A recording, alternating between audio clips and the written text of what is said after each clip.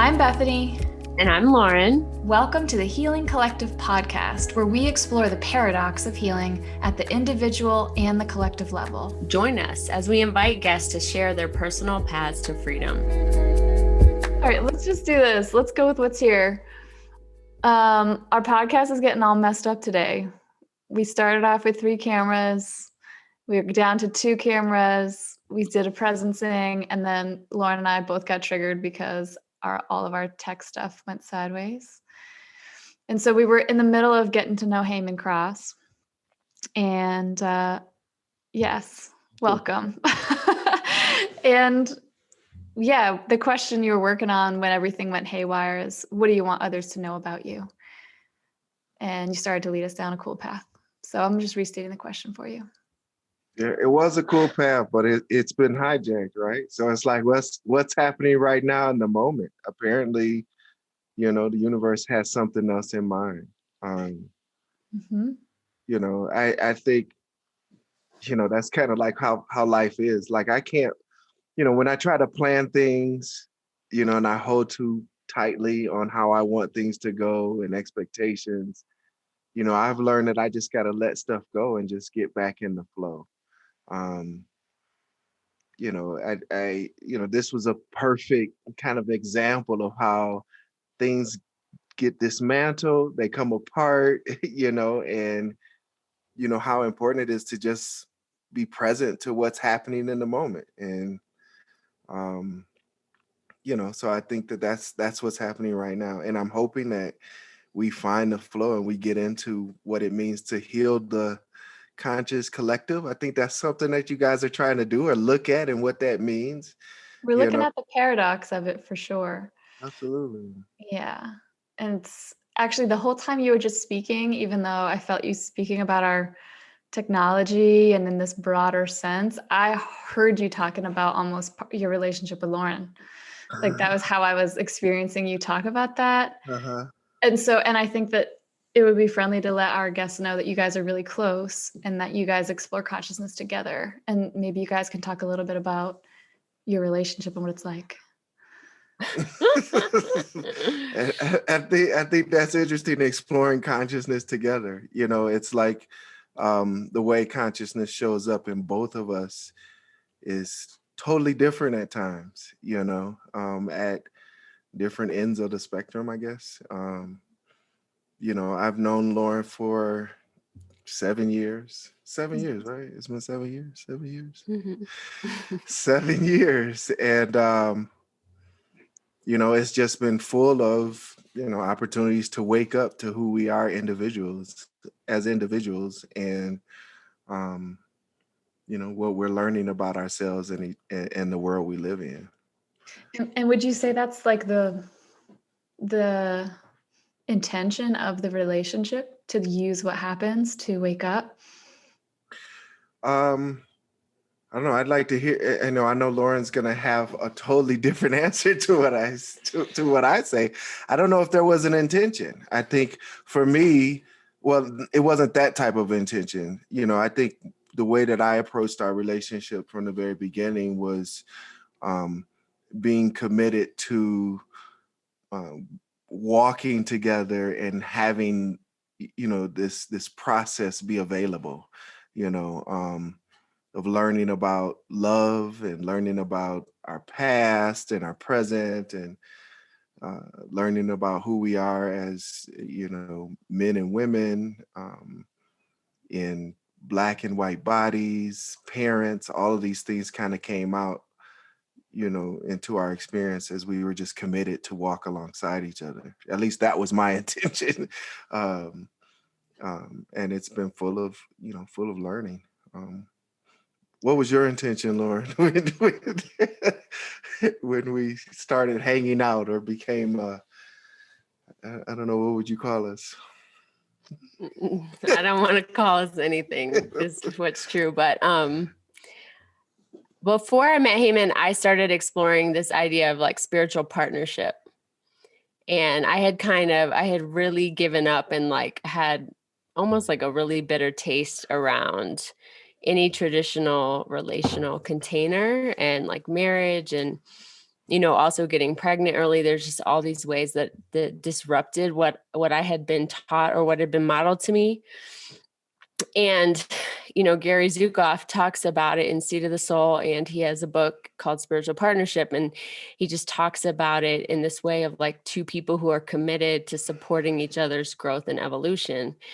And that sounded really amazing to me and like really aligned. And the universe always gives you what you ask for.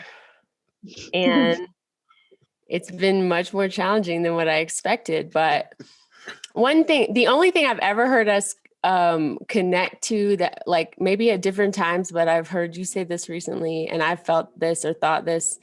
We had a conversation at one point about committing to learn love with each other. And, that Byron Katie quote where she talks about love is you can buy somebody everything, you can cuddle with them, you can give them everything, and that's not love, because love will destroy all that you think you are. And that is my experience of walking with Haman. And is that by like learning love means kind of a destruction of anything that isn't love. And unlike Haman, I've had a lot more expectations in the relationship. I've definitely wanted him to be my boyfriend at one time. I wanted to be my partner. I've wanted all these different. Recently I got to the place that I really want, like I revealed that I love him so much that I can see why people get married. I can see now why people want this, like,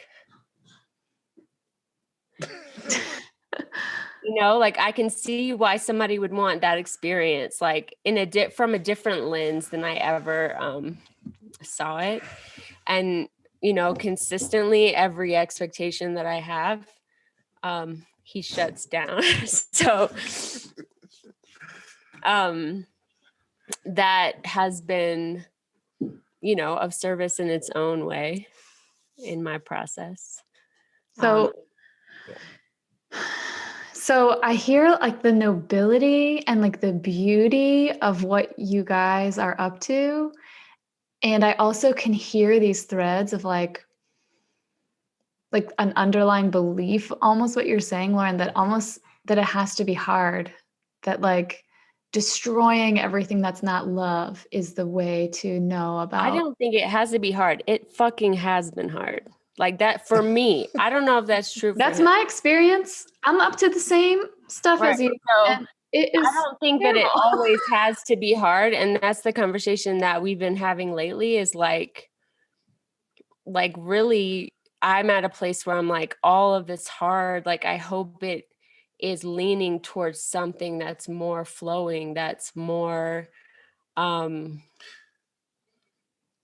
Well, what's interesting when we talk about love and marriage and these sorts of things, we don't often, or maybe we do, I don't know, it seems like we don't consider the programming around what those things are, or the view or the consensus or the collective idea around love and marriage. And commitment and coupling and all of these sorts of things, right? It seems like in our history as human beings, we've constructed these we've put together these constructs to, I don't know, maybe guide or control, our relationships with each other. And I think that there are, I think they've been used to manipulate us. I think in some ways they've been used to keep us from experiencing freedom. And they end up benefiting the structures that kind of govern and guide and move civilization forward. I think as a human being, and when I say human being, I recognize that I'm even speaking from an awareness that's inside of a body that has come across these rules and norms and the ways that things are. And I realize how, in my experience of the world, how those things kind of control and guide how I am with with a woman, or with a man, or, with living and whatever it may be. So Can I add to that? yeah, go ahead. Well, and so when I say it's hard, like, because I think this is a really important thing, like the programming is really thick, and it feels like internally, like I experience my internal world in a very, I'm very sensitive to my internal world. From the outside, I don't think our relationship has looked that hard. The internal deconstruction of all the programming in my consciousness, and for me as Lauryn in this life, the programming around relationships, how it ties to my sexual abuse, how it ties to unhealthy attachments that I did or didn't have with my parents, like all of that, like is the work that I came to do. And so in other parts of my life, like my career or being a mother, like I don't have as much programming to deconstruct. I moved in the world with a lot of freedom to create my own reality around that.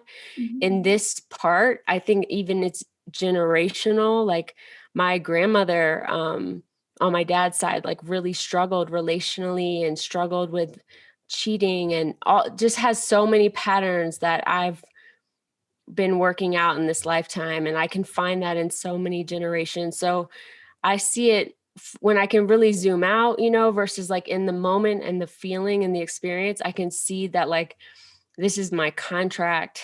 This is the place that I most want liberation. Mm. And as a result of that, there is like an internal destruction that I've been available for. And I am starting to see the possibility that I feel like I might be getting to a turning point that experience will not be what it has been. And we've talked recently, like we're ending this 7-year cycle. There's all kinds of divine numerology around 7 years, but that's a pretty big investment, in something. So It's juicy. I mean, I can't imagine that anyone listening to this doesn't have some sense of what you're talking about, even if it's not in the primary relationship category of their life, that there's something here with, like, there's some area of their life where there isn't freedom and that things feel hard.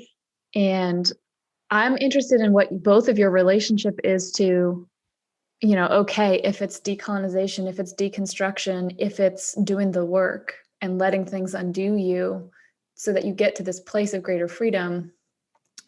Like I was on with my therapist yesterday talking about the problems in my relationship and what's going on and trying to figure out if it's even friendly for me to keep working through things like this. And just in like 2 seconds, she just mapped how everything that's happening in this moment is stuff that happened. It clearly has to do with my dad. I'm mothering, I'm smothering, I'm like doing the same stuff. And she's like, she's heard about that from like 5 minutes from me, probably over the course of therapy. In 2 seconds, she maps, oh, this is your programming. And I'm like, and she's only it's mapping the human experience of it. She's mapping one layer of consciousness. And not that it's not valuable, it is very valuable, but I think it's limiting to only see our relational experience through that lens. Well, and it's like, I am happy I know that.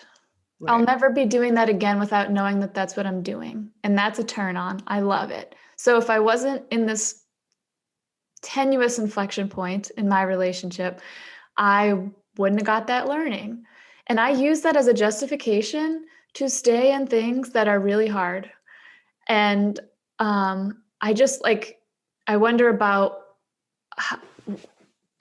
what is your relationship like to that deconstruction process? And then like, and what you're saying, like, what if it's not a turning point? What if it's just hard? And that's what we picked for ourselves. That's what's going to be here for the rest of our lives.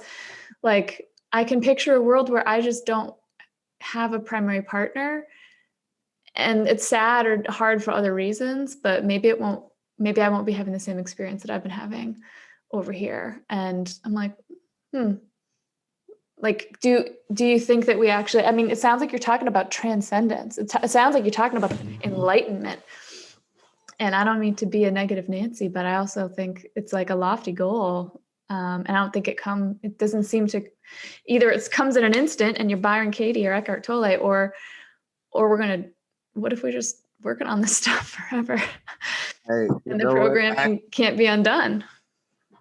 Look, we'll go back to how I identify as a human being. Like, my awareness keeps going, so my consciousness keeps going. I'm not in a rush to learn anything, and I'm making choices.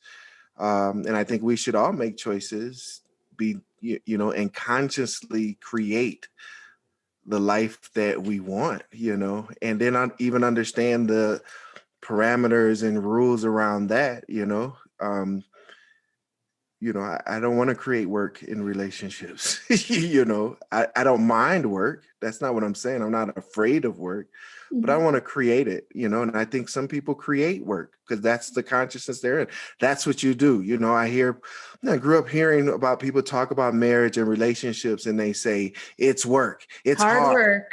Right. So then you get programmed to create that because that's what you were taught it's supposed to be. Yeah. But what if you said relationships are, they can be love, they can be fun, they can be full of this, that, and the other, and you start to create in that direction, and you even learn about creating in that direction, and you experiment, you express, you hold things loosely, understanding that, it may be fragile and break apart, but you still have the opportunity to learn from it and to create in a direction that is, more gentle or more loving, or if you're into pain, it's more painful. If you're into being whipped or tied up, you can do that. I think that's the beauty of being a human being, is that we have, whether we're aware of it or not, conscious to it or not, we have the free will, the access to the free will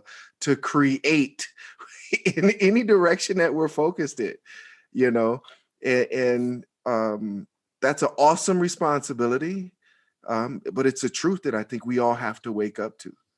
Like, we're creating the shit that we're experiencing, I can hear you taking responsibility for your life outcomes, which obviously with Conscious Leadership Group and what me and Lauryn teaches is like vital. And it feels like it's very in the by me consciousness, which like isn't the only thing that's up.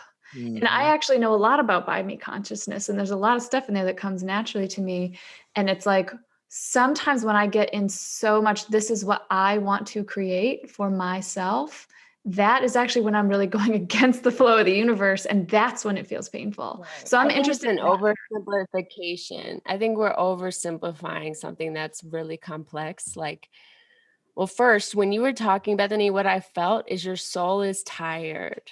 Like your soul is tired. And I hear your soul being like, is this fucking enlightenment, collective healing path even fucking worth it? Like, when I could just be single and have fun, and like, do I really have to walk through this? And that's a question that your soul has to answer, like, over and over again. Yeah.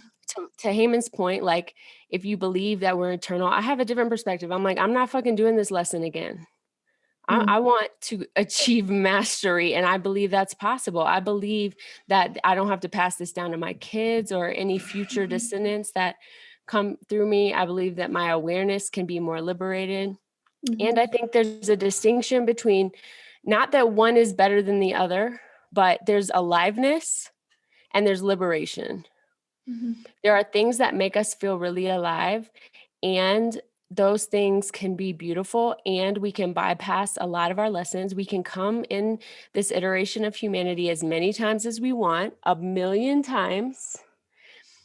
And we don't have to start our lesson or our curriculum. We can go at whatever pace we choose. And I think there are positive and negative consequences to both of that. And then ultimately, there's like this reality of humanity and interdependence and like, I think we have to hold the vision. The paradox is we have to hold the vision of a world where relationships flow and move as I believe they were designed to be in this reality.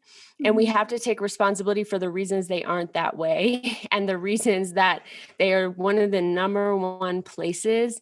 If we talk to any human being, I can't imagine that there are very many human beings that can't relate to some extent of drama in relationships. Yeah. It is core to who we are. It is core to our experience in this reality. And there's a reason. I'm not saying I know all of those reasons or that I've figured them out. I'm saying that I hold the vision and possibility of joyful relationships and flow. And I want to experience that. I have experienced that. I've experienced it with Haman. I've experienced it with other people. And what? we have like he said the other day, we actually have a lot of fun together. We've had some of my best experiences of my whole life have been with him. So it's also my personality type and the way that I experience disruption and the way that I experience pain and where I place my attention, and all of that contributes to my experience of relationship. And at the core, and there are some pieces that are unexplainable to me. Like, I have this deep commitment to see this through, and I don't even know what that means. I have this deep commitment to keep showing up, and I don't even know, I can't explain it, but I stopped trying to understand it a long time ago. And I've just surrendered to trusting that. But it's also the same kind of it's not like my depth of commitment with him it's very strong. Like it feels like very core.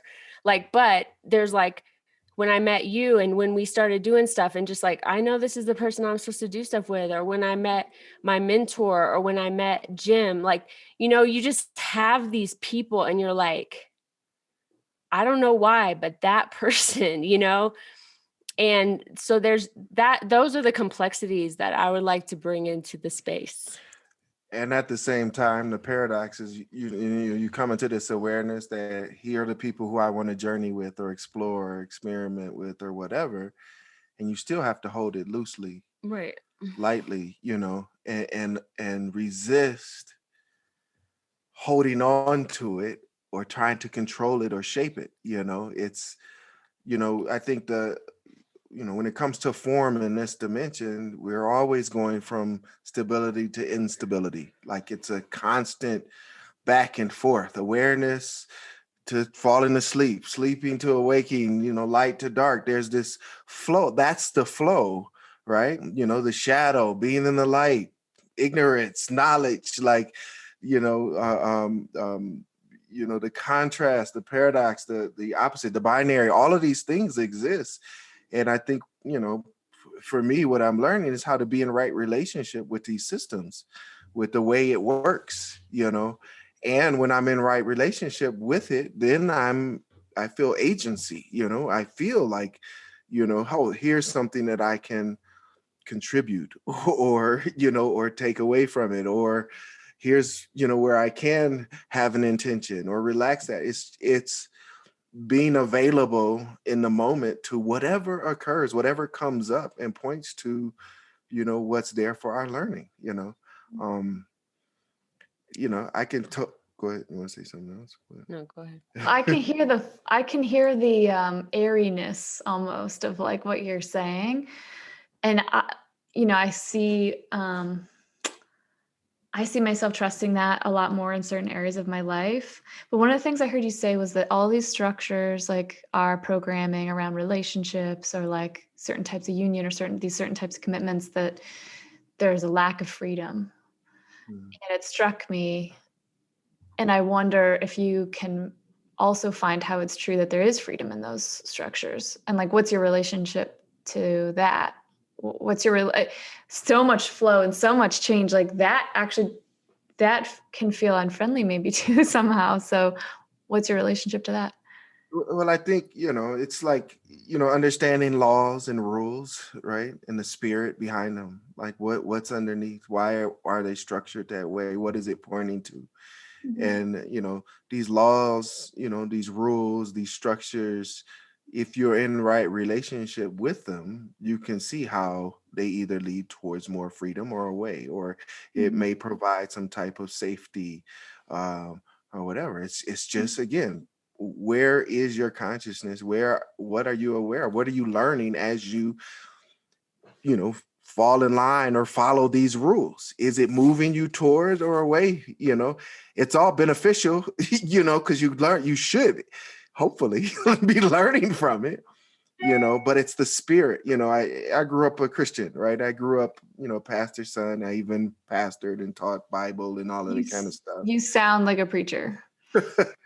And I just, I remember, the Apostle Paul talking about, the purpose of laws or rules, right? And it wasn't so much, to control you, but it was to show you the intent, the spirit behind it. And even Christ talked about that, these rules, these laws that people would be so good at following, but they'd be so far away from the spirit behind why the law or the rule was created. What was it pointing to? What was it trying to show you? How to be in right relationship?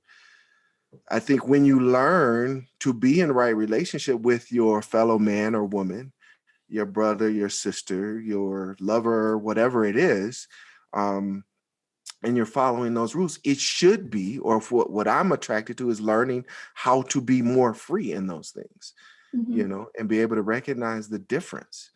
And when you find freedom in something, what does it feel like to you? Because I'm interested in that as a concept, and we talk about it a lot. And like I've had some experiences lately where I'm like, oh, I feel like I have more freedom around that. But I'm interested what that means to you, what it feels like. What are some moments when there was some place you weren't free, and then you had an experience, and you're like, oh, this is more freedom. What does that look like to you? Well, when I'm really in that movement or that flow of freedom, I'm growing, right? And so that's kind of like a big picture, this growth. I think creativity, when I'm creative, when I'm able to access that part in me where I can consciously or think about or even put action into making something. And that could be a meal, cooking a meal for someone. It could be drawing a picture. It could be writing a poem. That's that creative energy. When I'm feeling free, most free, it is easy. There's flow in doing those things for me, right? So those are small examples. Mhm. Um, Also, like when I think about growth, I think about knowledge, being interested in reading something new or experiencing something new. When I'm free, I'm okay with trying something new, Mm. with breaking out of a pattern or exploring, or even revisiting something from my past, like Mm. even a memory. Like when I'm free, I feel available for memories, to Mhm. revisit things, to think about a relationship that needs to be repaired, or, you know, all of those things that happen when you have memories, and they come up. Even in healing, Mhm. right? I even think about healing. I think we're supposed to talk about healing at some point, right? Um, Freedom is, for me, is being able to access those areas where I need healing. I need to revisit what's happened in my cells or what's happened in my emotional body, and then heal it, or have the choice to heal it, So freedom, experiencing freedom, exploring freedom, tasting, expressing freedom kind of sparks in different directions access to all these other things. When that's not happening, it's a good indication for me that I'm not feeling free, that there's some ways that I'm not, creating or recognizing, where I have put the handcuffs on myself. Sounds like you know, availability. I hear you saying for you, your experience of freedom is availability to create, explore new things, heal things. It's how open do you feel to doing that in a given moment? That's your experience of freedom. That's great. So like what's up for you? Like you're on a path around all of this. And so what is up for you right now? What are the things that are up for you right now that you're aware of that you, if it's a memory or these things that have happened to your cells or your experience, what wants to heal inside Haman Cross right now? well, there's definitely, like, I have, I've been married twice, right? the first thing that comes to mind is my relationship with, my exes, and my children, and wanting to be in right relationship there and be available for what right relationship looks like there, not based on programming or someone else's expectation, but a deep sense of knowing and resonance in my being, so that I can be available for those other relationships. Um, that's a direction I'm definitely feeling drawn to, but in a way where there's no urgency. It's kind of like I'm preparing for that freely. It's like flowing in that direction. So that's an area, not just with those loved ones, but I'm also thinking about my parents. My relationship there, them as having raised me, but them as also souls, beings who have learned things. And I've learned some things, and I'm looking forward to connecting with them and having some deep conversations in free flow, available to that sort of thing. Um, then, as I go out from them, my relationship with Lauren, and then there's some other people who have become a part of my life who I would say are my inner circle, who I really want to be available to, to aid or assist or help create, sparks of evolution or awareness, as we engage, so it's freedom is moving in those races, so I can be more available for what emerges in the people's lives around me that I'm connected to. So Lauren and these couple other people are in this inner circle. And then from there, like this community, like how am I in a community that I may live in or feel connected to, like, African Americans or men or artists, these communities that I want to be available to and experiment with, explore with, with the intention to kind of spark and inspire, this exploration and freedom. It's kind of like I want to show up like I'm the freedom guy, like on a freedom guy. like, and help people see, and help me see, what it would mean to be truly free, and to walk in that. So then, if you're the freedom guy, what do you know about healing the collective?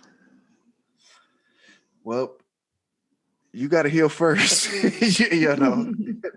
It's like, it's no good if a doctor shows up to administer medicine and the doctor is, covered in disease and not sterilized and hasn't healed and all of those sorts of things. That's one perspective. Also, I can look at, like, how cells work in the blood, right? And people have had experiences with cancer and all that kind of stuff, so they understand how that works. But if you show up as a cell that has cancer in it next to other cells, how that ends up impacting, these other cells. So it's like we have to heal individually as a cell, before we enter into that relationship with others where we're trying to bring about healing, because we may not even recognize that there's some stuff inside us that ends up being transmitted, I mean, I think all of those things are kind of true when it comes to this collective conscious healing, that we seem to all want to be engaged and involved in, and not recognize that we've got some stuff in us that we need to really make sure we're working out. I think our personal practices are obviously, first of all, just microcosms of anything that we see out there. And what would you say, like, if someone's like, well, I have so far to go, so I should just not deal with anybody because I'm so far from healed. Like, what about the quarantine, motherfucker? Quarantine. How do you reckon with the paradox of interdependency and the fact that we need other people, and the fact that something that's not free in us, some polarity that we hold too tightly, like, how I know you've seen the universe work its magic, how that's just perfectly what some other person needs. Like in your mind, like, are you truly thinking about quarantining until you're done and fully baked at some point, and then you're the freedom guy, and then you go engage, like, how is it both? How does both show up for you? Do you want to? No, she's asking you. I know Lauren wanted to say something. I have some things to say. I'm sure maybe she'll come back to me. Like, don't get me wrong. I'm not rushing into the, into the pen to free everybody like that. Not in that way. I think at my age and what I've learned in this walk is, I really want to be available when there's a resonance, when there's this vibration that is shared, like, it comes together. I don't have to go out and pursue it. I've learned, that's me. I've learned, through pursuing what that brings, I've learned, from those sorts of experiences, and I'm just at a place where, I'm going to do my thing, and be available for what the universe is speaking, and the universe is going to do its thing by bringing people towards, those are those, we talk about these laws and rules. There's a lot of examples of this in physics and all that kind of stuff where, the way gravity works, the way energy, light travels and all this type of stuff, those things are just set in motion. You don't have to really do anything. You just have to be. That's why I like saying human being. Not human doing. There's nothing wrong with doing. Don't get me wrong. That's not what I'm saying. But I've really understood and really am understanding, when you can be present to just being and allowing and holding lightly, things just flow. The current moves to you, all that kind of stuff. Lexi, what's the deal? Lexi has something to say about this. She wants to go outside. Oh, I have to wait because I need permission to make sure. Well, I'm saying I need permission because I was going to speak to like an observation of your path from my viewpoint. You don't have permission. No, I'm just kidding. You can say, go ahead, say what you want to say. I'm listening. For what I know about Haman's journey, from a very young age, much younger than probably was even appropriate, he was outwardly focused. And his energy has been on other people, their needs, community. The question, I think, of whether or not he was available for some of the experiences that was presented was never asked or relevant, or, it was almost like, this is just what you do, go do it. And so since I've known him, there's been kind of a major like stopgap, I guess you would say, in a lot of that, and some unraveling of like, well, who am I if I am not a husband, a father, a community leader, a mentor, taking care, if I am a son, if I am not, like, who am I outside of those identities? And that exploration has then led to like all these levels of awareness of blocks to availability and pain and unhealed parts. And so to your question, it's like, for Haman at this point in his life, I think he's taking responsibility for like seeing the ways that he has been out, a cell trying to be out there, but not fully healed. And so there's like this balance or this like retraction of like, oh, I'm going to actually go inward and work on my availability and make sure that I'm aligned to my values before I, go back into the cellular system. And that's why we have to be careful about these one size fits all answers or perspectives, because it's all about where awareness is leading you in your path. And that is so different for everyone. And then that also makes relationships so different from everyone. And that's why I think one of the biggest ways that we suffer in programming around relationships is thinking like that all relationships should be the same, and like looking over there at what's happening and not recognizing that's happening for that person's growth at the place that they are in awareness. And so if we take the label of like what a good relationship is or what a secure relationship is off, and we just look at it as like what that person needs for their learning, you know, I think we would show up differently around this thing that we call relationship. Because at the end of the day, it's just us learning to love us. You know, all of these people are just us learning to love us. And that's like just one little part of it. You know, there's all these other things in addition to that. You know, I think. Say more about that. I mean, you know, us learning to love us learning to love the planet, you know, the environment, you know, us learning to love time, you know, resources, all of these things that are connected to this experience. Not just consuming things, not just saying like, this is my earth to consume or my person that I want to like have this relational experience with. So you need to be what I need so I can take from you.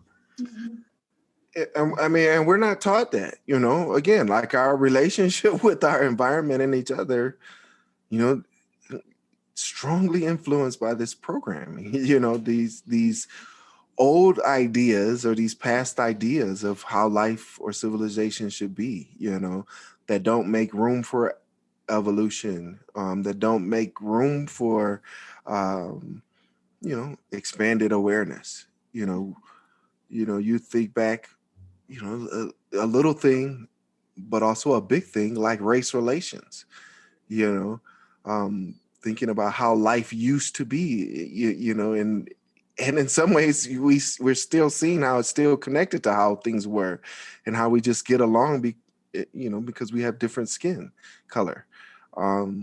It's all these things that have been created that we've got to work through and get to so we can, you know, be in flow, be in right relationship, create an environment, a reality that is kinder, gentler, or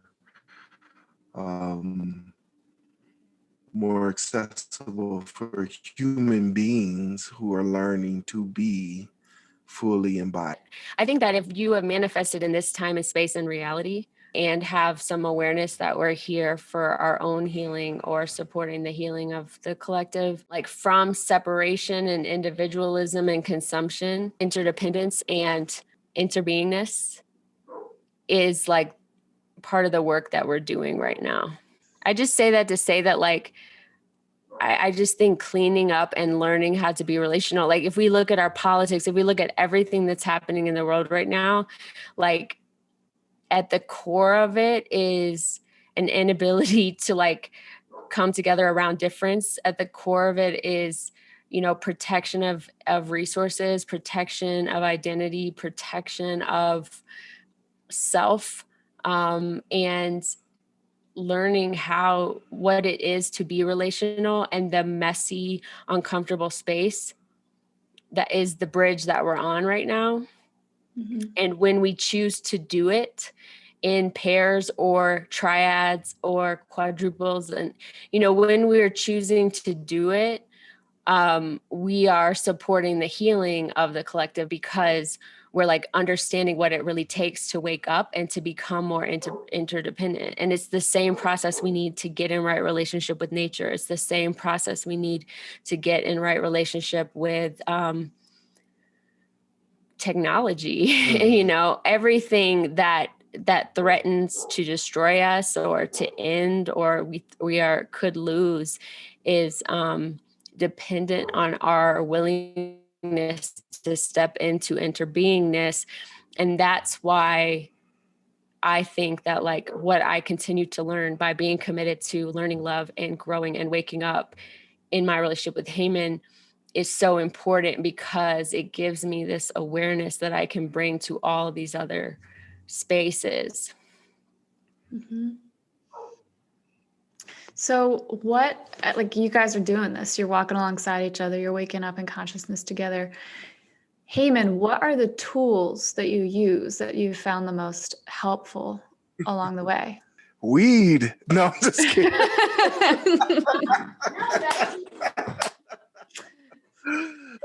Haman props. I would That's say, the episode. you know, yeah, I'm saying it as a joke, right? Tongue in cheek, but I think medicine, I think medicine is definitely, supplements, things that you take into your body, that I think it at their core, I think the spirit behind the access behind the access that is created from using certain medicines help kind of change the way our bodies vibrate, change the way our bodies move, and help can be used as a tool to help you access this type of thinking, this type of exploration, In this type of availability, it can open up the places that are. Yeah, I think all of it. I think it's again. I think medicines or what we take into our bodies, and that can include food. Not just medicines. I'm thinking of things like marijuana and psychedelics, and even things prescribed by doctors. Not just that, but also the food that we eat, what we drink. The air that we breathe. I think all these things are tools that I've been recently really experimenting and exploring and understanding. Being here in Colorado for this long a time, being able to walk in clean and breathe clean air, and having this experience with oxygen, and what happens when we breathe oxygen and how it enters, the role that oxygen plays in the blood, and the blood that is produced in your heart, and the oxygen that's carried through, all of these sorts of things we don't think about. I don't think enough of us think about or We take for understand. granted that they are medicine, that nature is medicine. We take for granted all the things that we've stripped out of our everyday experience that were the medicine, I think, that kept us communally nourished at different times in our evolution. And we don't recognize the impact of stripping those parts of our experience. So that sort of thing is one. I think another, I really have, I have some people I love to read. I'm really getting into and study and see what they've learned from their walk. Reading several books by different philosophers and physicists and esoteric gurus and teachers, and all of this hidden knowledge, and all this comes across as hidden knowledge, but it's just there. And it makes information accessible that you can explore. These are tools that I've been using. I remember when you guys went out to Colorado for a longer chunk of time, I guess over the summer or whatever. And I remember Lauryn reporting on you just being like, he's like a different guy. This is a different guy. And can you talk a little bit, you're out on a ranch in Colorado, it's pretty remote. Can you talk a little bit about what your relation, and you come from the city, you've been living in Chicago for a long time. I don't know where you lived before that, but Chicago. So it's a big contrast. So what has it been like using nature for healing? I just heard you speak to it a little bit, but on a personal level, what happens for you? Yeah, I think there's a simple complexity, in this Colorado land right here, in McCoy. It really shows the way things grow, right? And how the nature, the environment takes care of itself. It's very efficient. It's not burdened directly by what man has created, far as buildings and houses and cars. So nature is just out here flowing and creating, and in a system that's serving each other and expanding and contracting, and just it seems like my experience, my perception of experience, it's in right relationship. Nature is in right relationship with each other. It's not fighting against what man has created to survive. It's just thriving. So being in an environment where nature is thriving is having a direct impact on my nature, my physical biology thriving.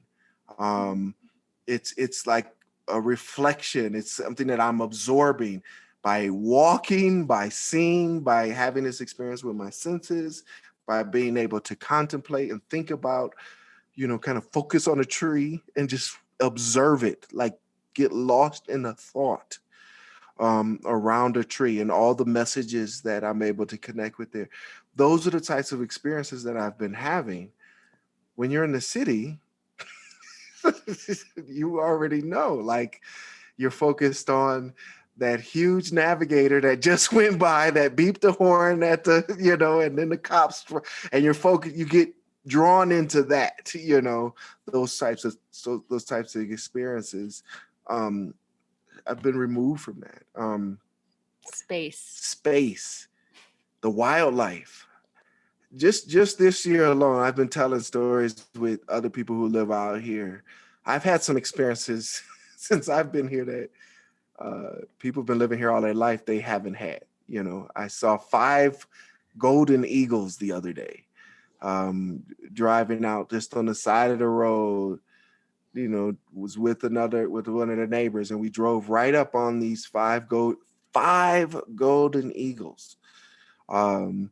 Same day, 5 puppies were born. So it's like being available for those type of stuff, and being able to have a surface experience, but then also bring that into this deep contemplation, this deep awareness, this deep meditative state of connecting with all in these experiences.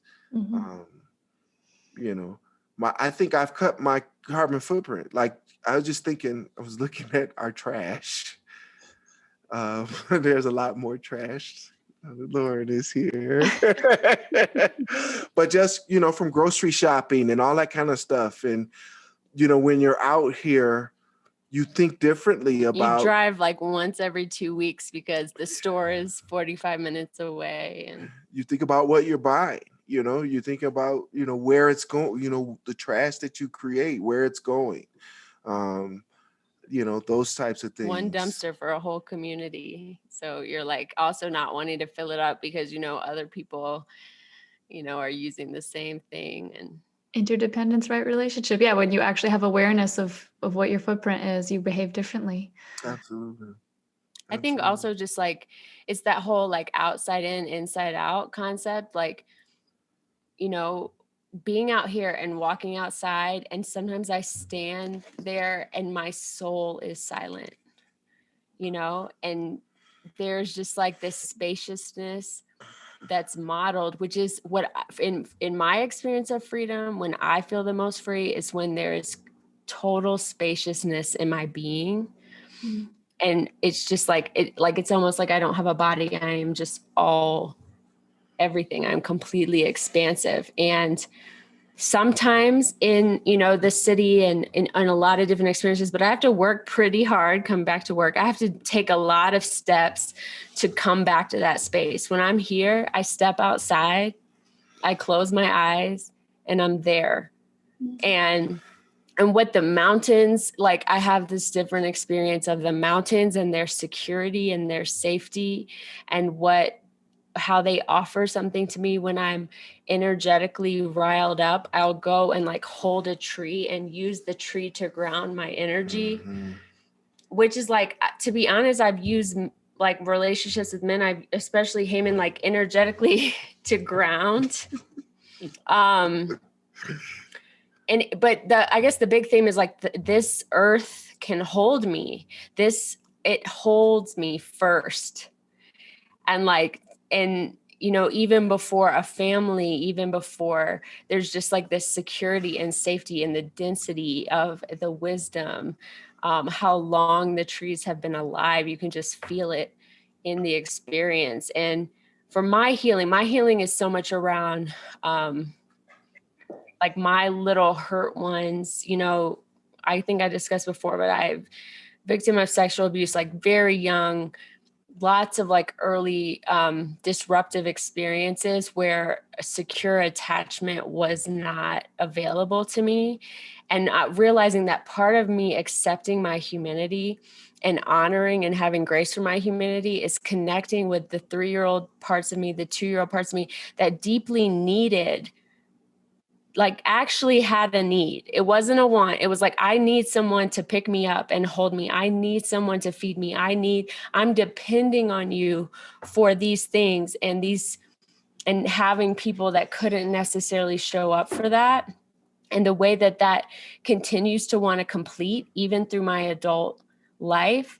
And then I meet someone that I want to attach to, but then I attach in a way that isn't a right relationship because it's that little girl wanting to attach to meet that need instead of like Lauryn as her adult self, like, creating. And I still don't fully know the right relationship of attachment, but I can feel that I'm healing the one in me that needed that security and safety, and the land is healing that. And even to a certain extent, Haman standing for, I don't want to be attached to that way. That doesn't feel good. That doesn't feel like right relationship. It makes that little girl and those parts of me rewire and evaluate and integrate in a different way. I remember when I was being trained to be a coach, it was before I did the coaches training with you, Lauryn. Jim was telling us, because I'm thinking about so many people, like not everybody's out on a ranch, but I remember Jim talking about if we're coaching somebody and things get kind of intense and stuff comes up in us too, when something's happening for somebody that we're with, it comes up in us. And he was talking about how do we manage our energy? Like when we're with someone who it might even be in a deep process of healing in that exact moment. And he talked about the concept of looping. And he's like, loop in with their energy, see what's happening, and then loop in with your own energy and see what's happening. And then he said, and then loop out, especially if you're getting overwhelmed. He said, loop out. And he said, loop out to a tree. And kind of what you're saying, it was just like, that tree doesn't care about this drama. That tree is here. It is steady. It embraces the cycles. The leaves fall off, the leaves grow. And that even if you don't live out on a ranch in Colorado part-time, everyone has a sense of that. Like you can have a sense of that, a felt experience of this steady. The more you do, the more we will appreciate and honor the nature that is around us and what we have. And the more that I think that we'll take care of it and we'll want it to flourish, right? And like it's the way we take care of ourselves. I mean, right. That is an energy we can access. That's an energy that we can loop our energy over to that tree and back to us and bring it into our consciousness and bring it into our physical experience and our somatics. So much of the ability to loop is also around availability. Mm-hmm. Like when your heart is closed, you're not looping with people. You're energetically closing to the opportunity to loop. Mm-hmm. And for, your system knows that it's too much or it's going to overwhelm it or whatever it is. But even the experience of looping, the availability that it takes to not only hold space for yourself, but to be able to be in another's energetic field and to trust yourself to hold yourself in that field is a part of, I think, the journey of healing in relationship. I'm learning to become a somatic experience therapy practitioner, and I was in a training all weekend around it, and I feel like we hear a lot, and I can even hear I can hear this language in some parts of all the different spiritual traditions, definitely in Buddhism, but I can hear it in like conscious leadership group talk too about like how other people's feelings aren't your responsibility. And to just take responsibility for our feelings. And I think that it's not meant to be super binary. I think that it's meant to be in right relationship, and it acknowledges interdependence and all of that. But my teacher said something different. She said, no, like that's wrong. She's like, that's not how relationships work. You can't just go, like, if you're in relationship with somebody and you're caring for each other, and this can be any type of relationship, but especially in a primary relationship, the play is not, oh, you're reactive, you're having a, you're hurt, you're in pain, something's happening for you, take care of that and come back to me when you're calm again, and then we'll be, like, she was like, that ain't it. She was like, it's more like a child. It's like, you actually do put aside your own needs for a minute. If your child is in need, you down-regulate your needs and you show up in presence and help take responsibility for this person's needs. That is love. That is right relationship. And not to the extent where you never take care of yourself and you're over here doing all this stuff. And she said, it's not like, she said, being in right relationship with a partner is like having an understanding of, like, I know this is where your wound is. I know that your big toe's been stepped on over and over and over and over again. And I'm going to put I'm not going to say, like, I'm not going to go near that because you got that big wound. I'm going to put some cones around it. And we're just going to acknowledge that, but I'm going to be with you in it while that heals up. And so it's about knowing where your partner's, like, reactivity is, and helping learn how to help them regulate, how to bring them up and down, and how to titrate things into, like, a safe, healthy zone. And I'm, like, really sitting with that and trying to reckon it. Well, I think, can I jump in? Yeah. Like, my story is something that we've been doing in our experience, is moving through all the enactments and all the personas and all the stuff that keep, I'll say for me, like, just speaking for me, like, that keep me from fully being able to be my highest self in one of the relationships where I want to be my highest self the most. Right.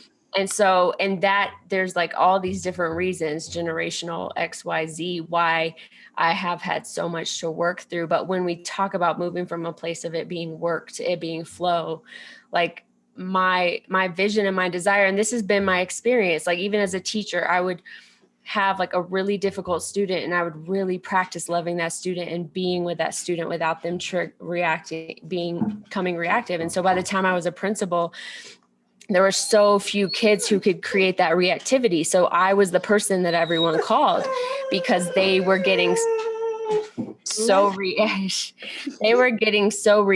around kids, and you need to be able to hold presence. Lexi is so upset.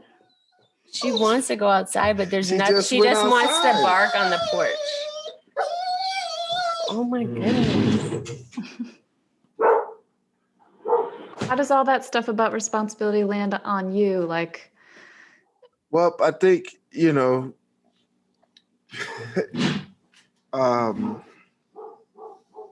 talked about knowing. I can't remember exactly how you said it, but it's like, how do you develop knowledge in this area, right? And I'm leaning more towards having grace when there is ignorance.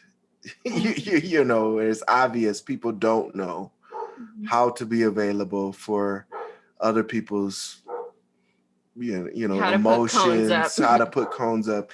And so having grace for that, and, I think I also come back to, I want to come back to also understanding and being in right relationship with needs and wants and desires. Because I think that's another thing that I think we bypass or we don't really look at. Sometimes our relationship with needs, sometimes we are looking at needs and their wants. And sometimes we're looking at desire. We're not noticing the difference. And it's not that a need, desire, and a want, one is better than the other, but it's being in right relationship with them, understanding what they are, what motivates, where did they start, what are you, where is it coming from? Learning from that exploration, and then, developing discernment and wisdom when it comes to your actions, in your entanglements or whatever with other people. right? You get into relationships, you get into an experience with a lover or a partner or a spouse, and you've got no learning there. So you're just fucking everything up. Hopefully you're learning from that. Some people don't learn from it and they get in a loop. They just keep going over it. But I think I feel like we're at a place in humanity, and through these types of conversations, and the environment is set for us to really look at our experiences and really take them apart, listen to each other and learn from what we're experiencing to develop discernment and wisdom around the knowledge so that you are empowered to make choices when it comes back around, when the next time someone's triggered, when the next time you have a memory because your spouse smells like somebody who, it's like, what to do because you've spent time learning or accessing the richness, in these experiences that just help support, again, like I said, agency, which is freedom. That's my experience of freedom. I heard what you were saying about availability, and I heard it. I think I heard it a little differently than what I heard in myself when I was like thinking about that to myself. Like what I notice about freedom, and I almost got a little sad for a second because I hear you being like, freedom is this, and I'm going to create something. It was this expansive forward thing that grows. And I think a lot of what I'm calling my experiences of greater freedom have largely been limited to less reactivity. That's how it's registering in my brain. Like, I think when there's something, a story, or somebody brings up something that was a hard thing for me, and I notice less reactivity about it, even talking about the story of it. Whereas my therapist, the first time she brought up and we talked about like how I felt when I was a child, not when I was a young person, like maybe 12, 13, like way more responsibility about my parents' financial position than probably was appropriate. And I started working immediately, and I've had this relationship to work. And when she said that, and she was just like that, we talked about it. And the first time we talked about it, I was just crying, like the amount of reactivity about how true that felt was so big. And now she talks about it and she's like, well, about that whole thing when your parents put that on you. And I'm like, it doesn't vibrate in me the same way. That feels like freedom to me. Yeah. And that's where I have the agency, when I don't get overwhelmed, when my nervous system doesn't freak out and just do what it does to protect me. But when I don't get available to be thinking about, let's look at all the other info here. Like, that's been, I think so far, a reliable experience of what I identify in my experience of freedom. I think also, though, to a certain extent, and I see those, your answer's similar. Yeah. As you have less reactivity, that's where the space is that creativity and growth happen. But I wanted to say something about being here this time. Like, we have a person that, as we go through this new transition of what our relationship is becoming and who we're becoming, we have a person who sat down with us and translated in conversation, has held space. And I guess I just want to speak to we can do a lot of the discerning and come to a lot of the awareness ourselves. And sometimes we just keep repeating the same patterns. Sometimes we get stuck and we can't see our part or whatever it is. And having other people come in, whether it's a tool or a person, help guide and facilitate. And I think that's important on a wider scale. For example, I have some clients that are really struggling with relational dynamics in their organization.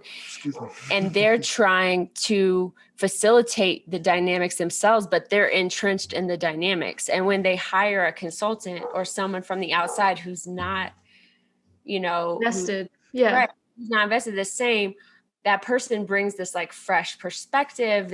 They're holding space in a way that's not triggered or reactive. And I think sometimes we have a fear maybe of have a story that we should have all the skills and tools by ourselves. Mm-hmm. And yeah, that is an important learning for me, is honoring how helpful it has been. And even for me, I like revealed, like really vulnerably, like, I don't know how to get, I've used all my tools. I keep quote unquote doing my work and all the things. I keep doing that. And I'm at a place where I need help. I need guidance. I need something else to help me get from the point that I am now to a new point. That's a key thing that I want anyone that's listening to this to know. And it's like, I do think that we should have a committed practice around doing our own work, but that doing work, like Lauryn, a lot of times that's you for me, like having people, just how essential it is to have people, to be doing this with people, to do this relationally. We have blind spots and we have needs, and we can help co-regulate each other. And yeah, I mean, coaches, therapists, friends, like pets can help us regulate ourselves. It's one of the best. It's like one of the most important things with the pandemic is like, even, with like all the SC somatic experience practitioners I work with, they're like, people have their pets. It's great. Everyone's home. So they all have their dog. And whenever I'm talking to them, and yeah, like that, it's not doing it wrong to get really well supported, I think is critical, which is why we talk to all these people, why our intention is to talk to so many people about how they do it, because there's so many ways to do it. Cool. Do you guys have any last thoughts?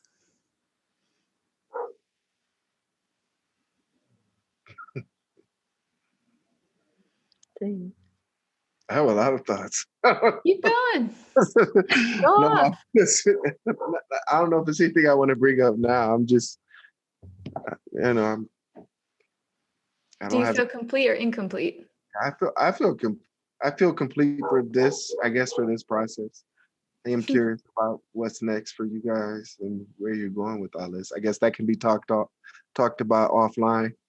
Well, I do want to say, like, and maybe I can't remember what you talked about in other ones, but I haven't said this directly to Haman. Like, we're not creating this podcast because we believe that we know what healing in the collective is, or even that we know that the collective needs to be healed.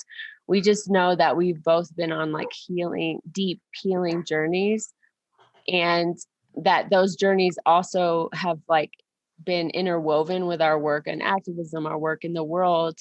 And so this conversation about healing and all these different perspectives that people take and all the different tools that people use and all the ways that people experience their healing and think about supporting the healing of others is just a conversation that we're constantly having, anyway. So why not do it and record it? And for me, it's actually becoming a way that I'm like processing a lot of my learning and awareness. And that's like, it really, really of service to me, because like connections keep happening when I'm having these conversations. So yeah. And I want to hold, because I think it would be really easy to get into, and talk about activism, like a real below the line mentality that stuff needs to change and it's not okay, and that people are broken, and that it's a problem. And there's a real below the line reactive relationship that you can have to that, where you see people as small and see people who know something about healing as big and, here to save everybody. And right before we started recording these, I asked the question to medicine, tell me about collective healing. And they said the collective doesn't need to be healed.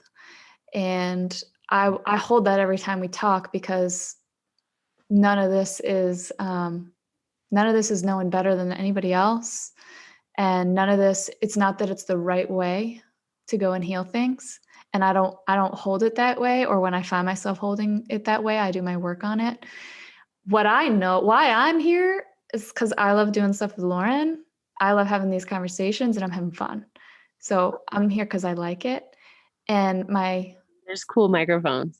We get to use cool microphones. Makeup. I get to put on makeup and use a ring light. I like to do it and I'm having fun. And so this is what I like to do. And I think there's people that are interested in these conversations too. And if that's true, I think they'll find their way to it. But that's really what my goal is do something I love to do, and do something that I believe is of service, but not hold it that way. Yeah, not hold it in a way that I believe everybody needs to be healed, and that there is a big problem right now of like, dis-ease and destruction and all these other things. Because just as much as I trust the process of healing, like I trust the universe, and that exactly whatever's happening now, all the things that are, that it's happening for a reason. And That's interesting. I think I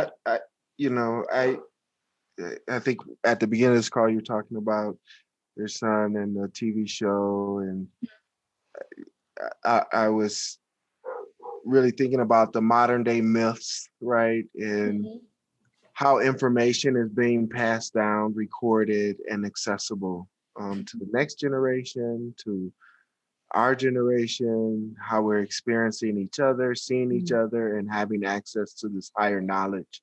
And I know that, in my experience, I know that it's in these types of conversations, these types of explorations, that just open the channel to what's possible, right? And empowers us to create forward,